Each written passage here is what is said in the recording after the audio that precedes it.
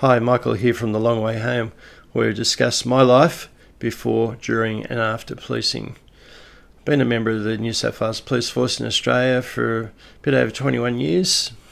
During that time I worked in forensic, highway patrol and general duties, not in that order. General duties first, then highway patrol and then forensic work. My favourite was the highway patrol. I used to like being in highway patrol because I had so much freedom. I'd work by myself during the day shifts, the morning shifts or early starts. So then I can decide where I wanted to go for the shift. So I wasn't sort of restricted to a town like the general duties are, restricted by having another partner with me. I could get in there.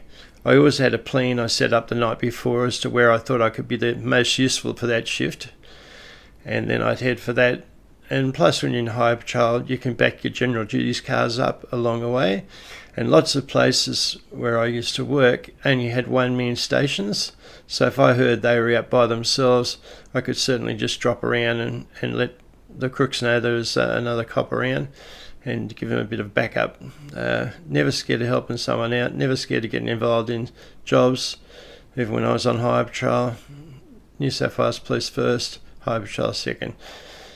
So when I got to work, I'd never work basically the day shift.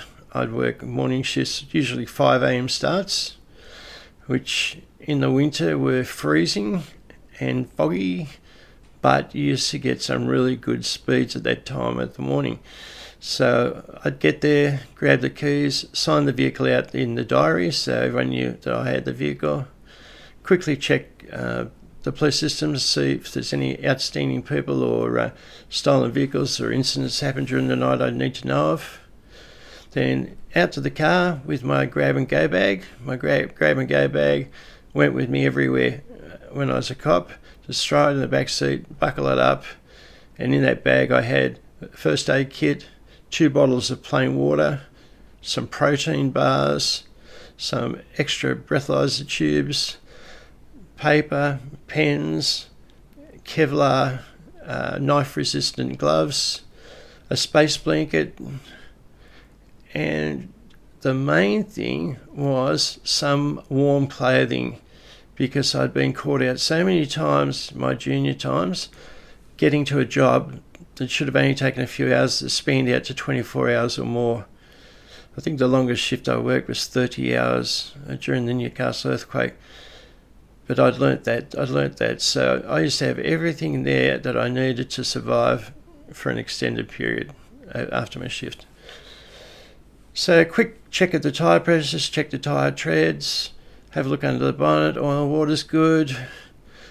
Have to set the radar up and check the calibration of the radar. We used to use a custom KR10 at that point in time.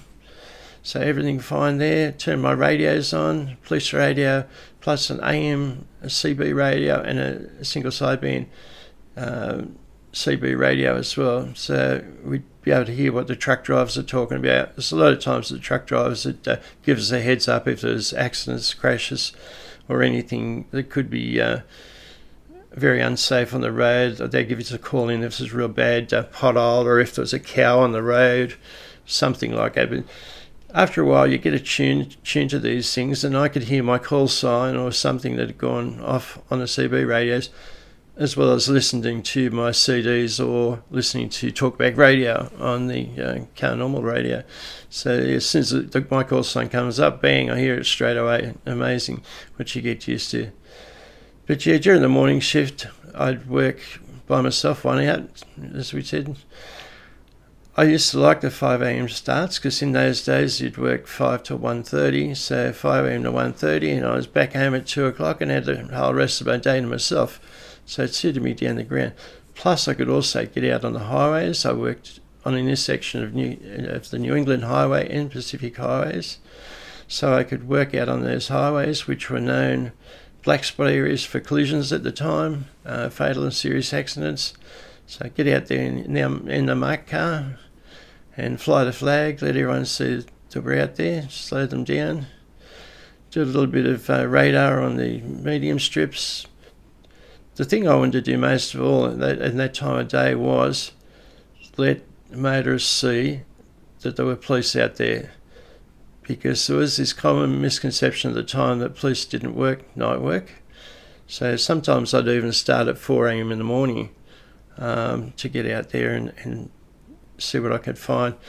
But certainly if you can get semi-trailers travelling at 120 plus kilometres an hour, which is what we could at the time, remember at the time, because they've really they're behaving themselves really well now compared to when I was in the high trial. They were really out of control in those days. But yeah, the truck drivers are very good now, and I think they're very. It's very good how well they can drive those trucks. It's just amazing. I think, especially parking them. My son used to drive a big tow truck that towed B-double trucks, and he could back the B-double truck into a garage. Amazing. But that's another story for another time. But yeah, so out on the road, check the radar systems working properly. Now, I had, I suppose it's a luxury. I had the luxury of being able to do what I wanted in that shift. So I'd make the best of the shift. I think, where have the crashes been happening lately? Where have we had most complaints about speeding or other driver behaviour? And then I would target those areas. And it worked very well for me. A lot of people in high trial are very, very motivated. And I sincerely believed I was doing a good job to keep the road toll down. The story of revenue always comes into it. Were we revenue raising? No, I don't think so. I've never ever been spoken to by getting too many ticks or too many arrests, and I've never been spoken to by not getting enough tickets or arrests. But I was a pretty self-motivated sort of person. I used to set my own goals and targets and make sure I at least reach those targets. It's certainly 5 mobile breath tests a day. If you want to call that a quota, we had to do that. 20 stationary breath tests a day. If you want to call that a quota, we had to do that as well. But no, I didn't think it was revenue raising at all. And certainly the people who were revenue raising was the offenders. Like, a lot of times in those morning shifts, I wouldn't look at anything under 20 k's over the limit. So they knew they were speeding. You get on a highway and someone in 100 areas doing 120 plus, they know they're speeding, and that's that. But no, I believe that we were addressing the problems in our area to reduce the road toll. I certainly don't think it was revenue raising, although people call it a quota system. We've got a quota system. We do, in a way. Our quota system is, I've got to be out there soon, so I've got to do some kilometres, a few kilometres in my 80-hour shift, 7 hours on the road, plus stationary mobile breath tests, all the details, the registration numbers, etc. recorded there. So that was my quota. Make sure I do 5 mobile breath tests, 20 stationary breath tests, then just do some work. And if you're out there looking for offenders speeding, for instance, not wearing a seatbelt, talking on a mobile phone, there's a lot of them out there. So, as I say, in the early shifts, I used to look at nothing under 120 kilometres an hour as far as speeding goes, because there was plenty of people going over 120 kilometres an hour, sadly.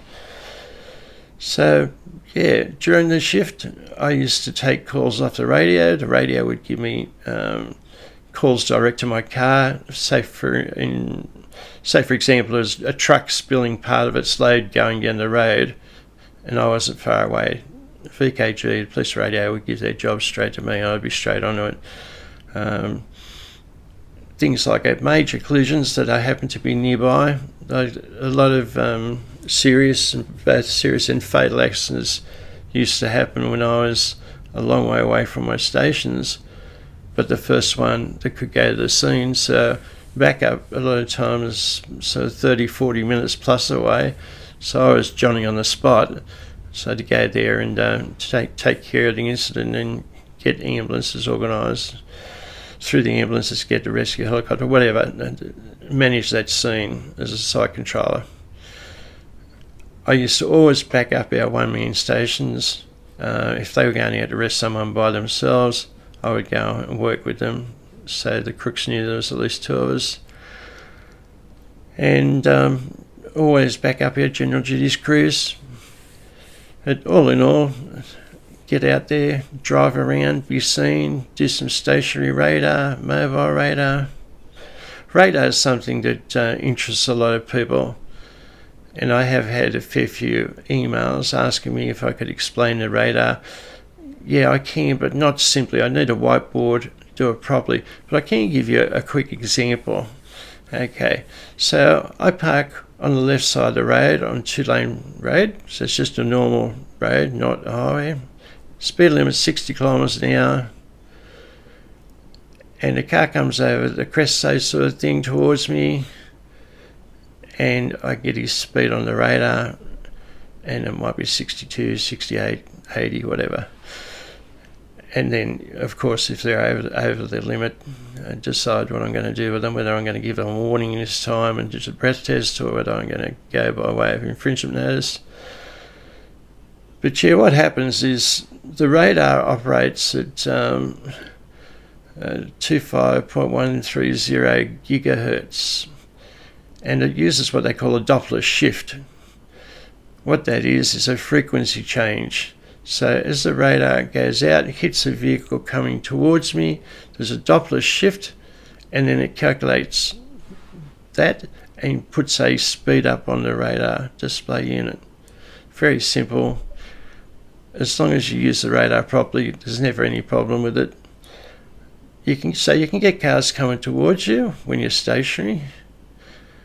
If there's a car a fair way ahead of you and there's only one car in sight and you think they're speeding, you can pull over and stop and let the radar go, and it will give you their speed from a Doppler shift, even though they're travelling away from it, as long as you stopped. Then, of course, you've got to catch up. The negative thing is you've got to usually do a fair sort of speed to catch up, and you think, well, is it worth it? If it's worth it, fine. If it's not, just let it go. The other way that it's used most of the time is mobile. So you turn the radar on, it picks up the ground speed of the higher patrol vehicle, then also hits the vehicle coming towards you where there's a Doppler shift, and then that's converted into the display. So you've got your patrol speed and the offender's speed on the display. You lock it in. You don't have to lock it in, but most of the time I did lock it in. So highway patrol is a big part of highway patrol work. Not highway patrol, police radar is a big part of highway patrol work. So, yeah. And people are intrigued by police radar for some reason, but it's no mystical thing. It's a microwave speed measuring device, that's it.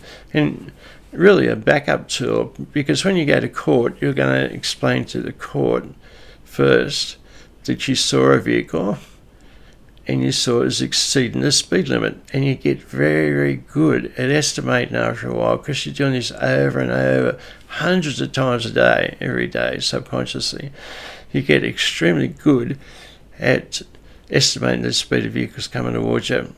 So, okay, in my evidence I might say, I looked at a vehicle, estimated his speed to be approximately 78 kilometres an hour in a 60 kilometre an hour area. I released the radar button, clear constant tone, and locked it on, and went and approached the driver after stopping for exceeding the speed limit. So I used to like using the radar in different places where people didn't expect me to be, because the good part about that is they remember it. So if you're working in a little area, which happens to be a bad area as far as accidents go, probably because of road conditions or the camber, off camber of the road, something like that. Anyway, if it is a black spot area, as we call it, then I would park the marked police car there, put my check speed sign up on the roof, and do some stationary radar. Now, the chances of me getting anyone at that sort of place would be very minimal, because everyone could see the police car there. Everyone could see the light on the roof saying check speed or speed check. So they'd slow down. But it was still a very important part of my shift, because the next time they come through that area, they remember that's where the cops sit, or they put on ways on their map system that police are in that area, which is a good thing because, high-profile policing is the one thing that can save lives. We call it the 3 E's. Engineering, which is obviously better vehicles, better roads. Education, which is going around schools, Rotary clubs, that type of thing, giving talks about speeding and drugs and alcohol abuse and how we do drug and alcohol testing. And then enforcement. So enforcement comes at the lower end of the scale, which is actually giving someone a verbal warning or issuing them with a traffic infringement notice for speeding. Excuse me. So, the Highway Patrol Officer's job, I believe, is a very important job. And doing it the way I did, I found it was very rewarding. Another thing that just popped in the head that I used to do too is if there was any bad potholes on a road or anything like that needed repairing, I could get onto police radio and get them to get onto the local councils or whoever was in charge of that piece of road and get it fixed very quickly to save some fellow on a motorbike come around the corner and hit a big pothole, and next thing you know we've got a serious accident on our hands. So always monitoring, I see it as like a shark patrolling around the bay. You're always monitoring and looking for issues or things that could turn into issues. I was also part of the local traffic committee. What that consisted of was a fellow from Service New South Wales, a road engineer, local council safety officer, and then a police officer, being myself. And what we do there is if they had statistics come back about a potential black spot area that's the numbers are climbing all the time, what we do is go out and have a look at that area, see if there's any way we can improve it, what was causing these accidents. That was it. What was causing these accidents? Was the speed limit incorrect for the area? Was the speed advisory signs not applicable really to that area? Is there anything we can look at as far as engineering goes to fix that problem? And I liked working with the Traffic Safety Committee because you could actually see you were getting things done. I had some really good results as far as the Pacific Highway bypass at Kurua, $112 million I think it was they spent there. I was on that committee to speak on behalf of New South Wales Police. I've had roundabouts installed in areas. I've had traffic lights installed in areas. I've had traffic calming devices installed in areas. Speed zones changed, both up and down, both ways, so fair is fair. And being in the Traffic Safety Committee meant that those things would get fast-tracked through the system and you could see improvement and things actually working and stopping collisions. What other things does a highway patrol person do? Well, number one, they're police officers, so anything a normal police officer does, we do. And I used to take the overflow from the local stations. If there's jobs outstanding, I'd take those jobs. But the best part of it is you're free agent at the time. I was just a free agent. I could go out, pull cars over, do mobile breath testing, check the licences. If there's a need, you can search the vehicle for drugs or firearms, that type of thing. And also, obviously, being on the road all the time, you tend to bump into a lot of baddies, so you've got to keep your wits about you. Because you might just be pulling them over for a simple speed, but they think you're pulling them over for the murder they committed 8 to 10 years ago. So you've got to keep that in mind all the time. You certainly have to keep on your toes when you're working one out. Be very cautious. Even though you're going to have to pull up people in the middle of nowhere by yourself, you've got to give yourself the best possible chance of not being injured or, I suppose, killed. It's as easy as that. I've pulled over some really bad people by myself. Luckily, I'm pretty good at dealing with situations like that. A prime example was not long before I left the police, a call came over the radio. There'd been an armed robbery at this tavern. The crooks had got away with alcohol and a little bit of money, 2 of them. They were using a getaway car. They gave a description of the car, and lo and behold, because I'm a magnet for trouble, the car was straight in front of me.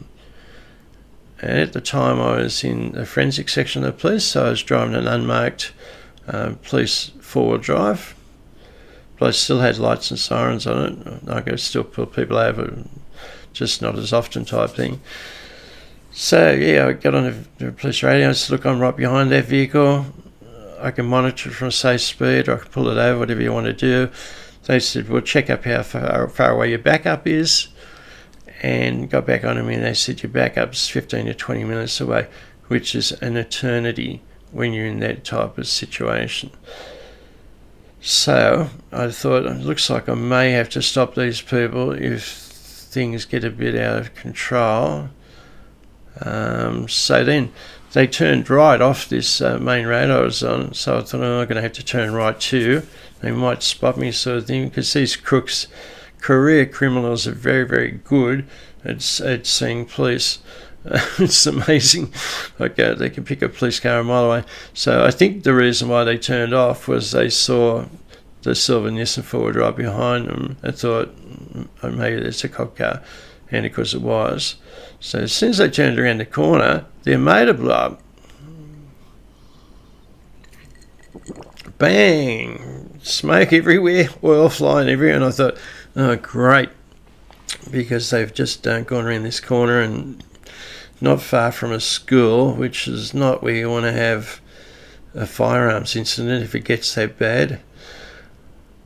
And I've got on the radio quickly and said, look, they've blown the motor up. I've got to pull over. I've got to go for it now, sort of thing, see what I can do. So I've jumped out of the police car, left the blue and red lights on. They've seen me walking towards them.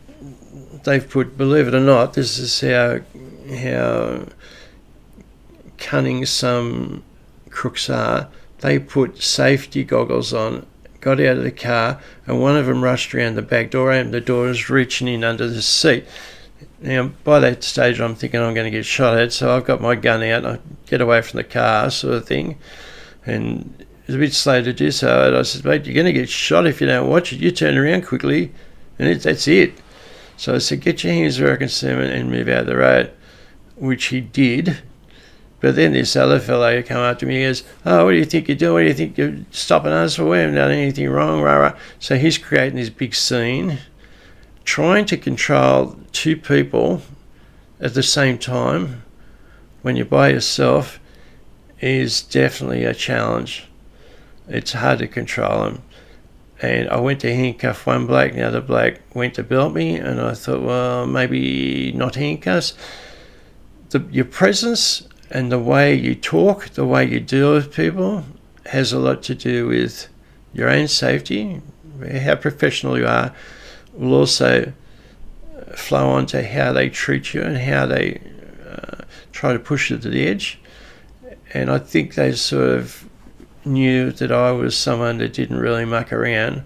Like if worse come to worse, I was going to roll around the ground with 2 fellows and at least get one of them handcuffed, and I'd probably get some injuries along the way. But that's policing. Like sometimes you just got to do your job. But I needed to keep them away from the car because I didn't know what weapons were used in the robbery, hows and whys, and I didn't have a portable radio that worked in that area at that stage. So I was called off on the police radio. No doubt they're madly trying to find people to help me, to back me up. But I suppose it was about 15 minutes before I heard the sirens coming to back me up, and it had been a very challenging amount of time because that is an eternity when you're really waiting for someone to come and help you. And of course, as soon as I got help, a chief inspector turned up, a big fellow, nice fellow. He gave me a hand to handcuff him. We put him in his car to take him back to the police station for charging.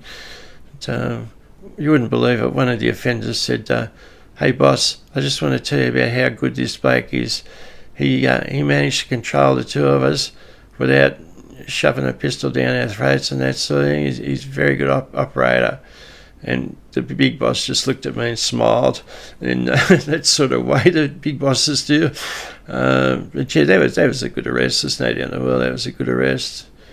But that's things like that happen to you all the time when you're on the road, and baddies use the road a lot, obviously, to get around, and they use the road a lot at night to get around. So between midnight and dawn, there's a heck of an amount of drugs running up and down those highways, and some very bad people. So you've got to be very careful the way you deal with situations, especially when there's no backup available. But that doesn't mean you don't get involved. That just means you're careful about the way you do get involved. Just do it very professionally. But highway patrol, yeah, get involved with everything, have an entertaining time. No 2 days are like each other.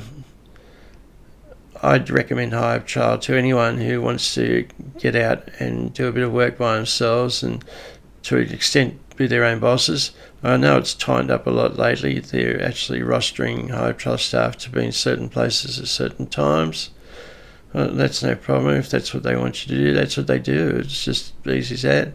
Make sure you do it, and then you'll probably find you've got a lot of time freed up to do what you want to do in between. So it's still going to be fun. And I also like driving the big, powerful cars. There's no doubt about that. Yeah, I really enjoy that. I've been a car person all my life. Made a mechanic by trade initially. So yeah, I like the big V8s. Yeah, nice cars to drive in. Very comfortable. But highway patrol, is there a quota? Yeah, there's a quota. Keep the road toll down as much as possible, and do that by engineering, education and enforcement. So I hope that has given you some idea as to what's involved in a normal highway patrol officer's day. If you want me to discuss anything further, or you want to give me some ideas for future videos, please just the comments down below, just put it in the comments and I will try and address it as soon as I can. I've got a few stories on the back burner at present, but I'll certainly fit you in when I can, where I can. So thanks very much for watching. I hope you enjoyed these episodes. It's something I've wanted to do for a long time, but finally I've got the time to do it. So hopefully the channel will grow and I'll give you lots more entertaining sessions. Take care. Thanks. Bye.